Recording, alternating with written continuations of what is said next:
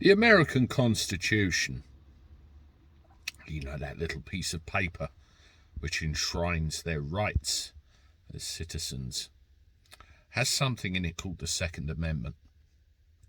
The right to bear arms, the right to carry a firearm to protect yourself.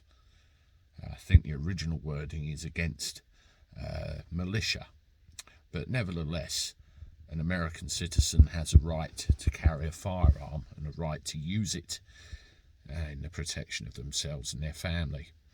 There are many that are highly critical about the existence of the Second Amendment in this day and age, but like it or not, guns exist in America.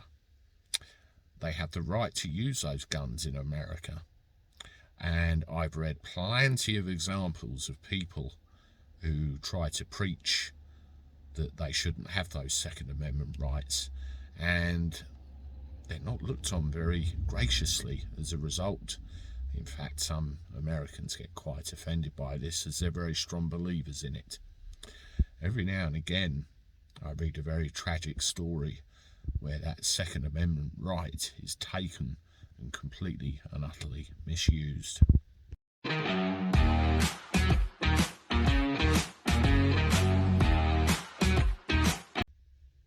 How do everyone? Welcome back to the channel. Last thing on a Monday. Hope you're doing all right. I'm not too bad. Let me know how your day's gone in the comments below. I'm rather stuffed still from all the Christmas ingestion of all that food and booze, but that's how everybody feels at this time of year. But anyway, let's get to the plot. I read a horrible story, quite depressing really, about when this Second Amendment right is completely misused and somebody pays for it with their life. Have a look at this. Her name is Sara Trost, if I have the pronunciation of the last name correct. Again, apologies if I fluffed that up, but nevertheless, her name is Sara. Originally from Southend in Essex, and she moved across to America some years back. Originally an interior designer, and then built up a property business over the last 8 years, including renting out properties. Built quite a successful life for herself, and also had a partner who was an American and children as well. The ideal life. And everything was going swimmingly. Well, unfortunately, not anymore.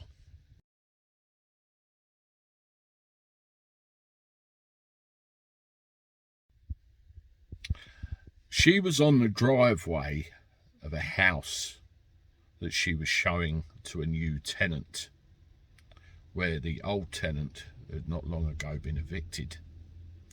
Well, the old tenant didn't like this very much.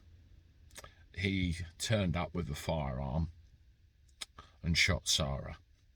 Not once, multiple times. When the paramedic crews arrived, they tried everything they could to save her, but couldn't.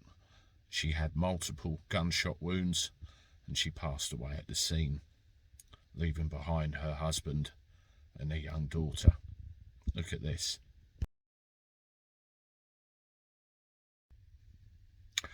Ideal family, and I feel so sorry for her husband and her daughter, who now has to grow up without a mother. Unbelievable that this kind of thing can happen in this day and age, and this time of year as well. It makes it even more tragic.